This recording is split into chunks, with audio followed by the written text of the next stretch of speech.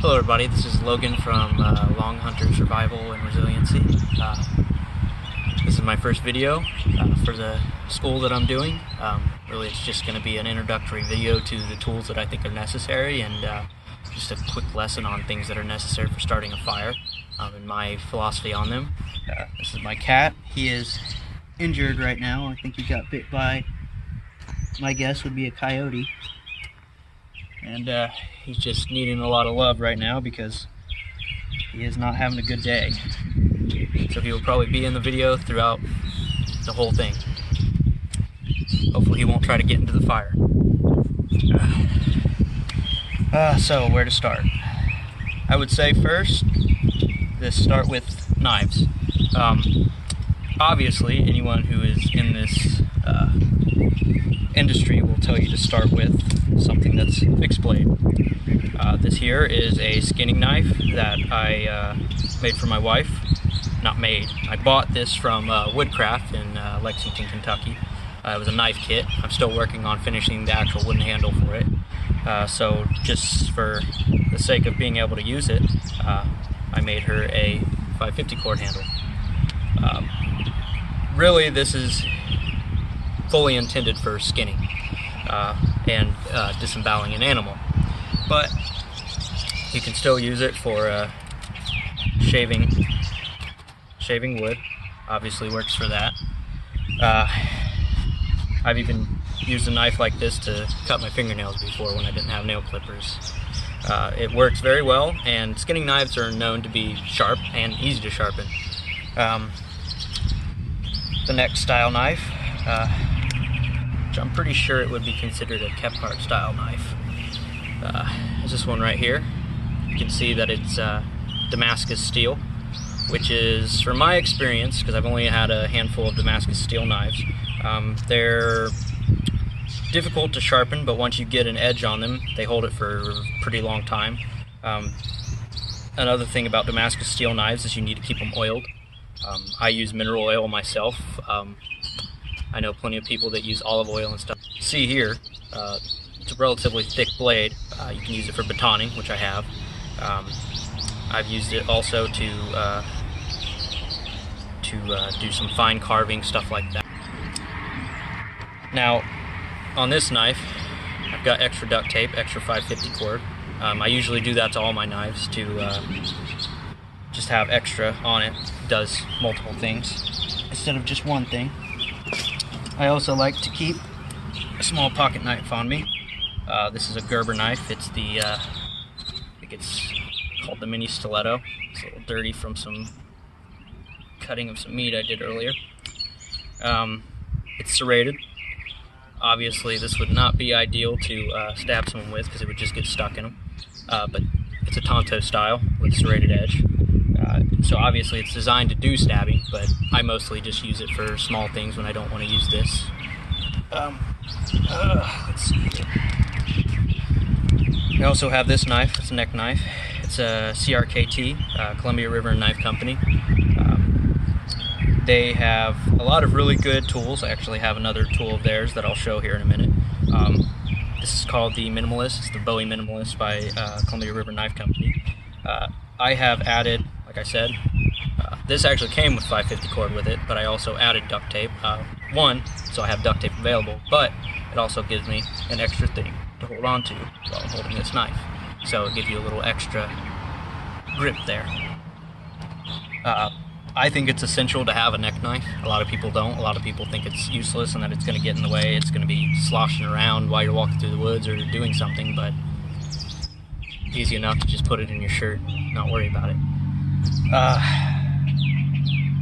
Now with knives, obviously, I think that is the most essential tool that you can bring out to the field with you or out on a long hunt with you, or any type of outdoor situation, is just to have a knife, a good knife, good fixed blade knife, while also having some extra, whether it's a multi-tool or a pocket knife or a neck knife. I think the rule of three knives on you at least, will get just about any chore done, because I can baton wood with this, I can chop down small limbs, I can make just about anything I need with just these three tools. Now, along with having a knife, you have to have something to sharpen it with. This is just a little knife sharpener that my dad gave me 10 years ago probably. I've had it since then. It's got a little bit of wear and tear on it, but as long as you're cleaning these things with some water and some oil, using honing oil when you sharpen with them, you're going to do all right. You can actually see where it's kind of bent in the middle because of how much I've used it on one side. Now, if you don't have a sharpener or you lose this one, it's very easy to lose. These are small. In the dark especially, you knock your pack against a tree or something and falls out, although your pack should be secure. You can easily, if you can find a running stream, you go through there and get a rock that's relatively hard. Now you want to test the hardness because you'll find plenty of rocks in the creek that are basically sand rocks, that's what I call them. They snap very easily even though they look hard. You'll want a coarse rock, and then you'll also want a fine rock. Coarse rock to get out any burrs in the knife and to just get a good nice edge on it, and then the fine rock to refine the edge and make it very sharp, and it will hold the edge for a good long time. And once you're done using those rocks, you can just throw them in your pack, and now you've got some sharpeners for you. Next, after a knife, what I think is necessary is some type of axe. Depending on what you're doing, long term, I think a forest axe, so an axe about yay long or yay long, with about a pound to 2 pound head on it, would be perfect because you can use it to fell things, small trees. You can use it for just about anything, processing animals, breaking hip bones of animals, chopping off the hooves of deers, that kind of thing. But if you are only going out for a short amount of time, or if you don't feel like carrying a big cumbersome axe, you could bring this, a tomahawk. Now personally, I like to have the hammer pole on the back because I think it's useful for getting in stakes. I think it's useful for plenty of things. It's a multi-use tool. I've modified it a little bit to give it a little bit more grip. This is just electrical tape. This is also a Columbia River and Knife Company tool. Now, with a tomahawk, you could call it a multi-tool because you can work this head off the handle and use it as a skin scraper. You can use it as a knife, you can use it as a wedge. I've actually used this one to split a log before, just by taking the tool off and using another limb to baton with it. It has a, here you can see, you can use it to actually start the skinning process. You can just slit in and then yank down. Makes it a very handy tool in that realm. I've noticed with this tool specifically, it is a little difficult to get a good edge on it, but once it's there, it holds for a good long time. I believe this was only about $25 on Amazon when I purchased it. I've had this for about 4 or 5 months now and holds up pretty well. I've thrown it at trees, I've used it for cutting logs, trees. It's held up pretty well. The next thing is just, hatchet. I got this one about a year ago. I'm sure people have seen this on Amazon. I believe it's the Swedish Army axe or something like that. Yeah, a pretty cheap axe. I bought it at a convention, $20. It was originally $30, but I talked the guy down to $20. Come to find out, I could have gotten it for $15 on Amazon. But it's held up pretty well. I've used it for a lot of things. It holds an edge extremely well. There's a few burrs in it right now. Glanced it off a rock the other day on accident. But the handle's held up pretty well. Hickory handle. I think that if you're only going out for, maybe a month, 2 months at most, a hatchet or a tomahawk is about all you need. It's up to personal preference. Everyone has their own thing. But personally, I don't like to be heavy. I like to be light and mobile as much as I can. And this, for a tomahawk, very easy to just carry around. The only downside to a hatchet is it's very hard to remake a handle for it. Where a tomahawk, all you need is a hardwood and just follow the profile of the actual head. and even use the old handle as a reference point. This, a lot harder to make. You can make a rudimentary one and it wouldn't be that big of a deal. But as long as this holds, it's a very good tool. I'm sure a lot of people who are going to be watching this video have read the book Hatchet. Love that book. And it taught me the usefulness of a hatchet, even though I already knew growing up as a kid using one. Next, I personally believe you don't really need more than a axe type tool and a knife.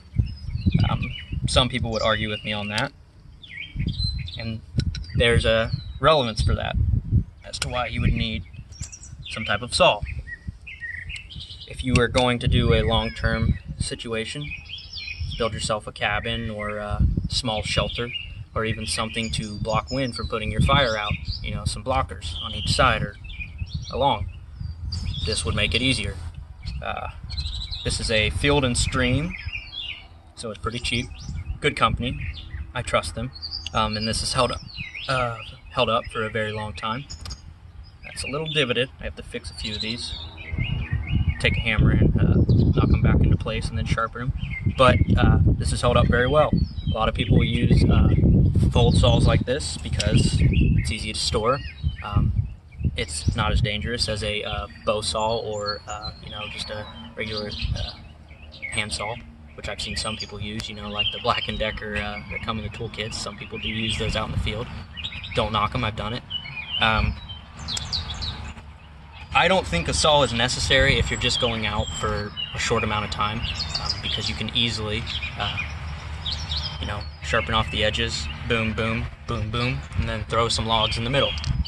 And then you have a fire blocker. You don't need to do that with a saw. But if you want to use bigger logs for it, you will probably need a saw. Next is a machete. This one, my dad actually gave it to me about 3 years ago. Got it at a gun show for pretty cheap. And even though it was cheap, this thing is held up very, very, very, very well. And actually, if I didn't feel the need to bring a knife, I would bring this. However, while this can function in axe capacity and knife capacity, because it is pretty small, I still think that a small knife and an axe are about all you need, because this thing is great. I love machetes. They're great at clearing brush. They're great around the property if you deal with, you know, overgrown rose bushes or just overgrown weed bushes in general. So if you have a homestead, these are great. Out in the woods, they're a little cumbersome because this is worn on your belt. So it's just smacking around down there. Another tool I don't think is necessary, but that some people do bring out with them, to each their own, is a Bowie knife. And I mean the big, like timber rattler Bowie knives. The original Bowie knife was really not all that big. It kind of resembled a butcher knife. The one that Jim Bowie's brother actually made for him, it was a butcher knife. But the actual, you know, big old butcher knife, or Bowie knives that are about 14, 15 inches overall, just don't see the point. Other than that, obviously the necessary tools would be something to cook with. You know, a Stanley pot and a canteen cup. I bought this stuff for $15 at Walmart, nothing too expensive. And they've held up. I've cooked with them plenty of times. And then, besides that, something to make fires with and something to have cover. Obviously, you can see the cover. Got a wool blanket down to sleep on. Let's see. Fire. Fire is something that is very important, obviously. So,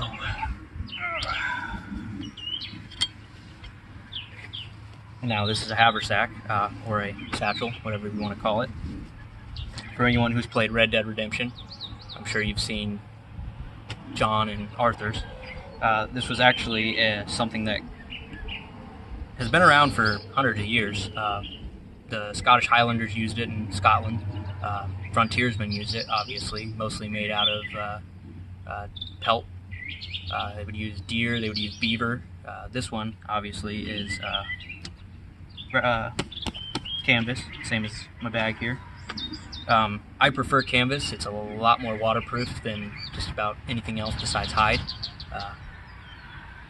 Oilskin is also a good one. I know Dave Canterbury sells one on his website. I actually got this one from his website. The one that is actually made by him, though, is made from oilskin. But I digress. Fire. Just make sure I got everything out of here.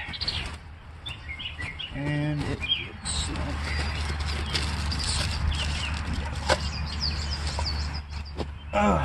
okay. So, fire is something that is incredibly important to humans overall. It's what kept us warm thousands of years ago when it was first discovered, helped us cook food, helped us sanitize food. This is fatwood. It can be harvested from dead pine trees, dead pine branches. It's kind of hard to get to the source of it and to find it, unless you know what you're looking for. This one I actually bought from Lowe's. You can buy a whole bundle, probably like 200 of them, sticks like this from Lowe's for about $5, or Tractor Supply. Now, I would never recommend just throwing a whole stick in there. I've done it just to get a fire going pretty fast.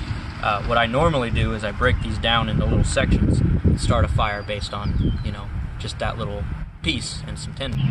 Fatwood is a great way to start a fire. It's incredibly useful, and I actually recommend carrying about 5 or 6 pieces with you if you're planning on going out, because like I said, you can separate these into a bunch of little fires. And that's a good way to get a fire started. Now, another good way. If you can see right here, this piece of wood is pretty charred. I'm sure some of you have heard of char cloth or char wood in general. I didn't use my char tin to make this. My char tin is actually elsewhere at the moment because it needs to be fixed. However, char is a very good way to get a spark started. A lot of people use flint and steel, which I'm still working on getting good at. It's a very primitive skill and hard to master. You can also use a flint and steel, which I will show you in a second, or not a flint and steel, a ferro rock, which I will show you in a second. I've had this for a couple months now from a fire I did where I roasted some chicken over it. But it's a good piece to keep, so that way you can get a fire started pretty easily, whether with a lighter or, like I said, ferro rod, flint and steel.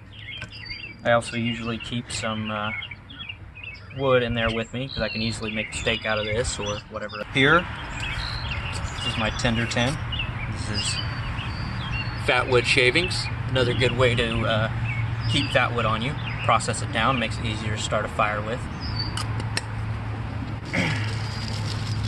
I also have this, a lighter, Bic lighter. This is an Exotac case. I got this in a subscription box from,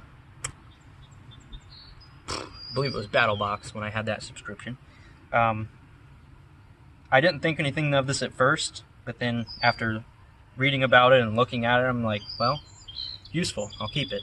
And so far, this thing has been rained on. I've actually dropped it in a puddle at one point, and it is held up and kept the lighter good. I can still lights. I've got it 550 corded together, so that way I don't lose the top.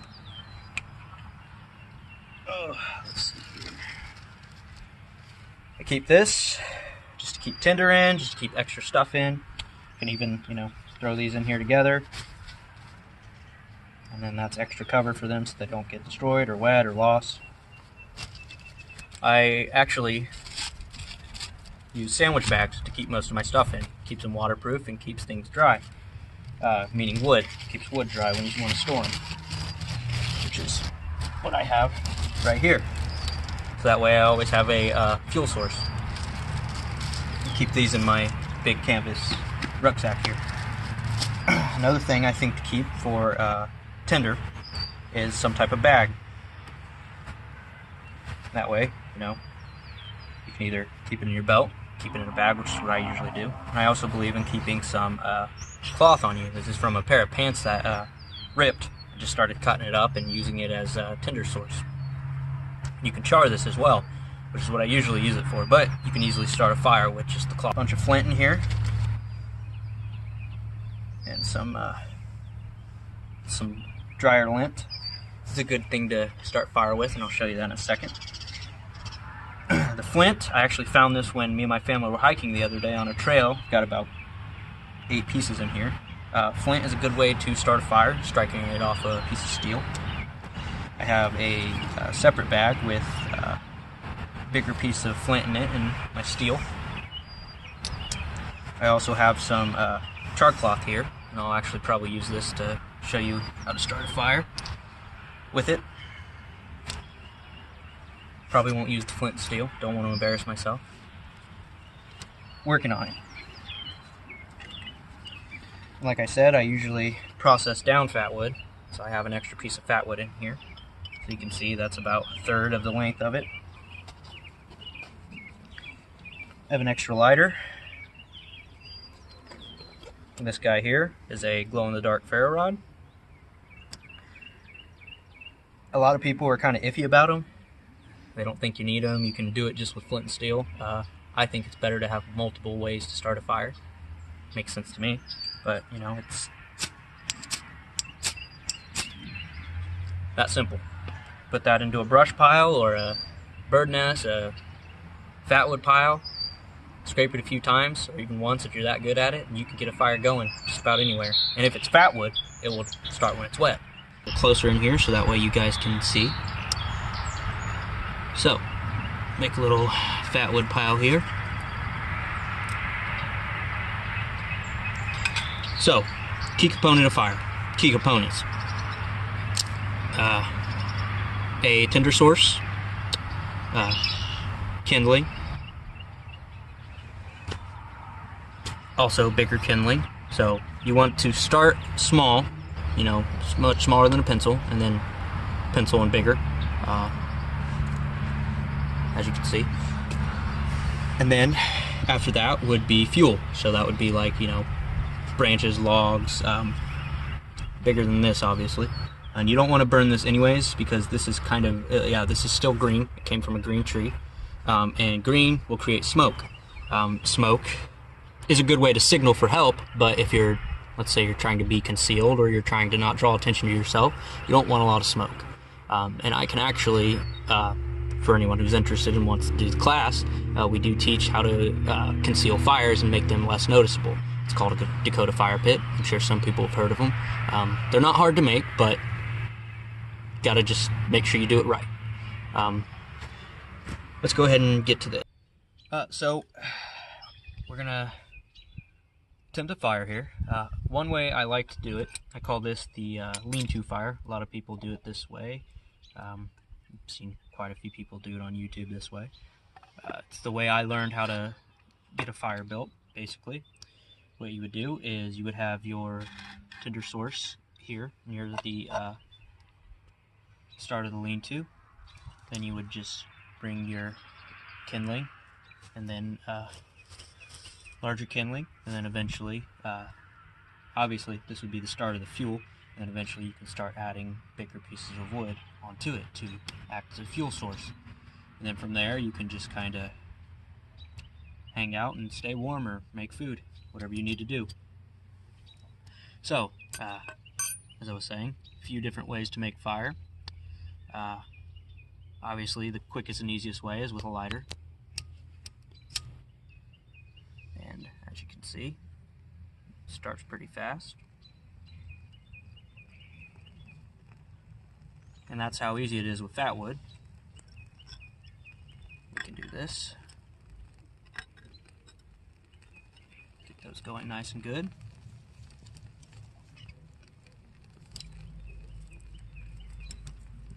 Slowly add these.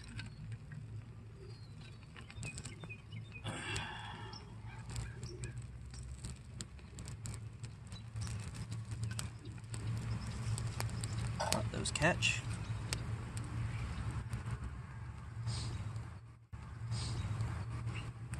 And as you can see, this stuff burns hot. Like, it just rose probably 5-10 degrees right here.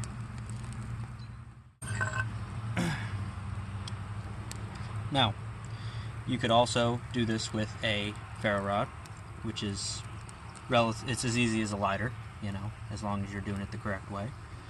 Just into the tinder pile, as I demonstrated earlier. Now, since this is starting to get going, you can slowly start to add larger pieces. What I like to do is kind of almost make it a, I call it a fallen over teepee. It's just leaning against this. And fatwood does have a bit of a black smoke to it. But it's still not as bad as something that's green, because that's just, you know, puffs of smoke, or pile of dead leaves. Pile of dead leaves is also a good way to signal. You just got to be able to control the leaves, because if they start flying away, then you've got things setting other things on fire, and Smokey the Bear comes out and puts your fire out for you. Now, another way, as I had said before, is char cloth. Now, if you just take a look at this.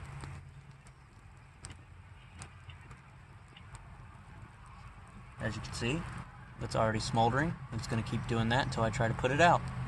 And you can easily get a fire started from this. And a good way to demonstrate that is with lint, dryer lint. Dryer lint is a great tinder source. And it will eventually light. This is not probably the best way to do this. I usually just use this as a tinder source to light quick fires. But as you can see, it's starting to smoke, it's starting to catch.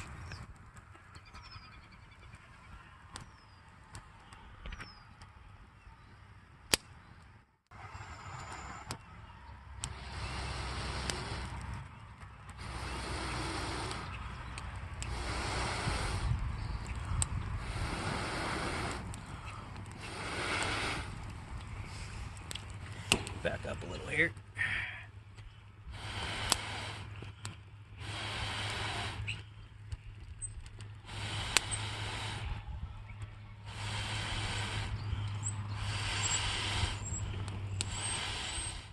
As you can see, that's burned down a little bit.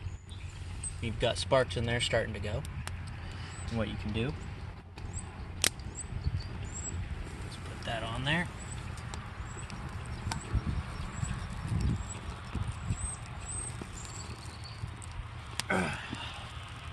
And there you go. It's that easy to make fire. Obviously, there are a few different fire lays that you can do. I will do more videos on those as we go along. Easier way to put these out, put them in some wet mud.